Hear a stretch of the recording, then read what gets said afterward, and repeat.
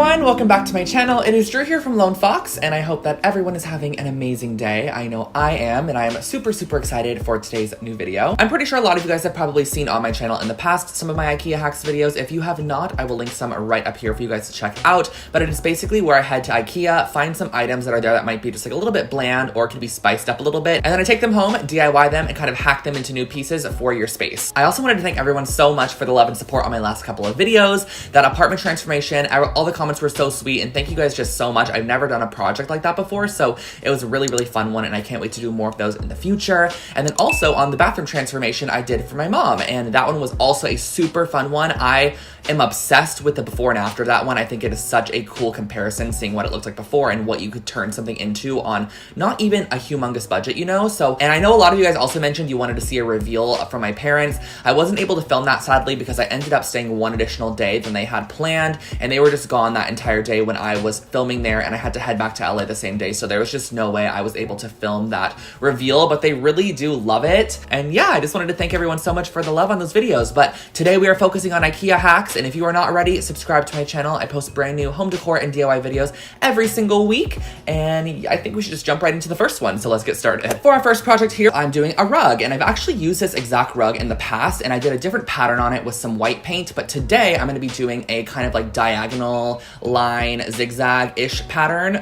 You're going to see in a second here, and I'm going to be using black paint, and I just love how I'm able to alter this super affordable $30 jute rug and just make it look a lot more expensive and something that was sold at a place like Urban Outfitters, which is where I got the inspo for this rug from. So let's turn this $30 rug into something new.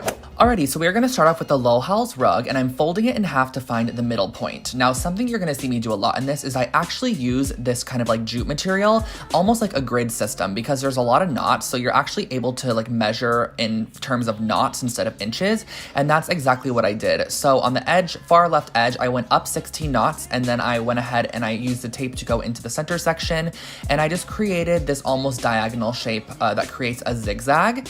It's a little bit more self-explanatory if you just do it yourself and figure out where you want those actual pieces to be. And then what I did after I created that middle sort of zigzag section was I then went in and created the areas that I was going to tape off where there was going to be no paint. And basically I taped over every 2 rows of knots, and then I left 1 row empty. So that way we had thin black strips, and I also went ahead and taped off all of the middle section. I could have probably cut a piece of paper to save some tape, but I got the roll of tape at the dollar store, so it wasn't too crazy for me at all. I just went ahead and taped everything off as shown here, and then I used a black spray paint to just go ahead and spray on here, and I did 2 passes on each line. And I also didn't really mind if some of the areas didn't get fully covered, because I feel like kind of a little bit of a distressed look is nice as well. So I let that dry for just a couple of hours, and then I came back and pulled off all the tape, which was so satisfying. And I just love revealing rug projects like this when I've done them in the past. This one turned out absolutely incredible, but I will let you enjoy me pulling off this tape, and that finishes off this really cute jute rug.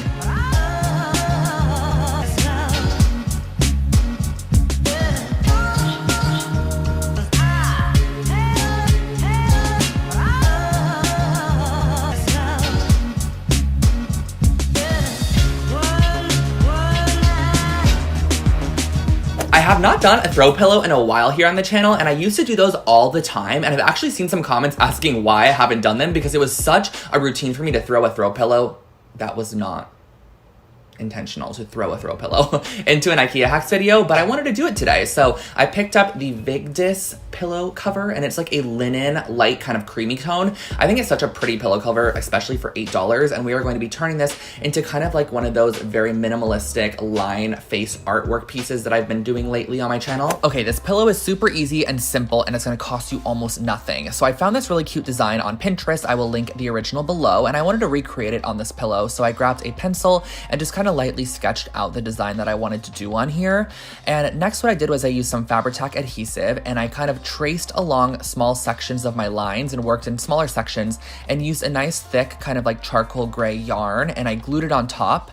This is not going to be the finishing like look of the piece, so there's going to be a little bit more stability in a second. I just went ahead and I glued this down, that way it held in place so we can work on the next part. So I went around and did this to the entire face, and as I was doing it, I kind of did realize that that I probably should have followed the same exact graphic look and done like the red cheeks or the pink cheeks with the red lips, because when you have all this gray in this face formation, it almost can look a little wonky, if that makes sense. So I grabbed a yarn in a similar color that was a lot thinner, and what I'm doing is from the back side of the pillow, I'm actually sewing up one side of the yarn that we glued down and then down the other side. And I'm just doing this about every single inch, and I'm not pulling it tight at all. This is just going to basically reinforce what we have glued down and make sure that nothing is gonna move around. So this pillow is gonna be a great high quality finish, if that makes sense. You could, if you really wanted to, stitch around the entire thing and give it like a full on and like puffy embroidered look, but I just did it about every inch and a half, as you can kind of see there, just to make sure that the original piece was held down and that finishes off your pillow.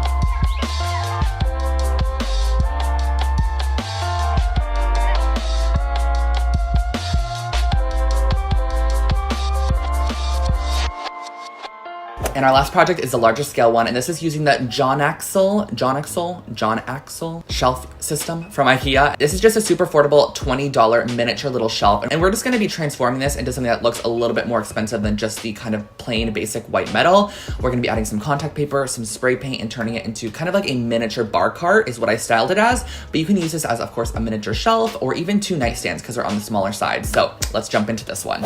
Moving into something a little bit more larger in size, we're gonna be working with this John Axel metal shelf system, and this is super easy to use. I'm just basically going to be taking all the leg pieces, taking them outside, and using the matte black farmhouse black spray paint, which you guys have seen me use a lot on my channel. I really like this one, and it gives such a pretty, like, nice matte finish. So I went ahead and I sprayed all the leg portions with the black because we're actually going to be covering the main sections with some marble contact paper. So this was actually, I bought this at Target, and you get 20 feet of it for only like $6.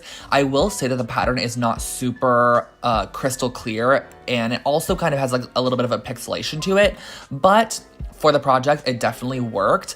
But I'm gonna link below an Amazon one that's just a little bit better. So what I did was I went ahead and I cut around the outside, leaving about 3 inches of excess around all the contact paper sections, and then I pulled off a little bit to start, and I'm going to be pushing this down, making sure that I leave an edge on there. That way we can wrap it, and you're gonna see what I mean by that in a little bit. So what I did was I just worked in small little sections, pulling a little bit of the backing away and smoothing with my fingers. You can also use a credit card if needed, and also feel free to poke tiny little holes, push out any air bubbles. So in order to wrap the corners, you're just gonna need to cut out the actual corner piece as shown here, and then just flip it over and wrap it. So you're just gonna basically push up that edge and then wrap it all the way around to the underside. And it's pretty, I feel like, self-explanatory. As you can see here, I'm just wrapping it all the way around, making sure everything's nice and smooth and securing it on the underside.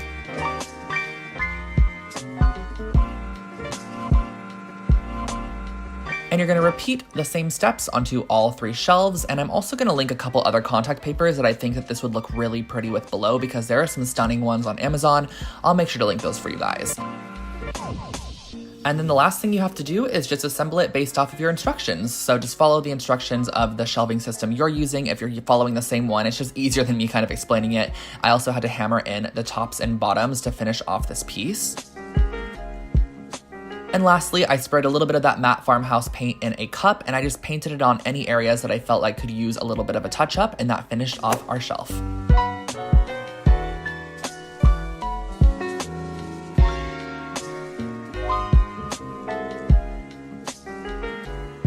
So the last project is one I was actually not even going to include in the video because it did not turn out as a finished project. Basically, it did break during the drying process, and that is because I used something I shouldn't have. I used a glass object as like a mold instead of a cardboard or styrofoam or plastic object, which is what you're supposed to use for cement. So you're gonna see what happens throughout this process, but try to keep an open mind to, if you did do this using like a styrofoam bowl or something that you were able to remove easily, how cute this would actually turn out, because it's such a great idea and I still wanted to share it with you guys. So I'm gonna try to redo this, and it's using an IKEA $9 mirror, and we're turning it into this little tray, jewelry holder, vanity situation that's really cute. So let's get started. So here's that mirror I was talking about, the last spin mirror, and then this also is a Quikrete concrete. I got this at Home Depot. It comes in a 20-pound bucket, and it is pre-sifted. This is the best cement I've ever used, so I highly suggest this for you guys.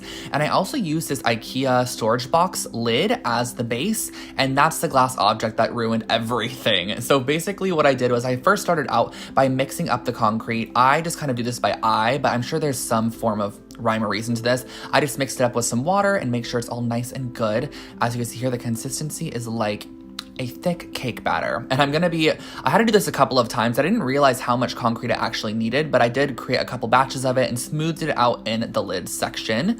And I went ahead and I repeated this probably 3 to 4 times until I had enough concrete to fill the lid.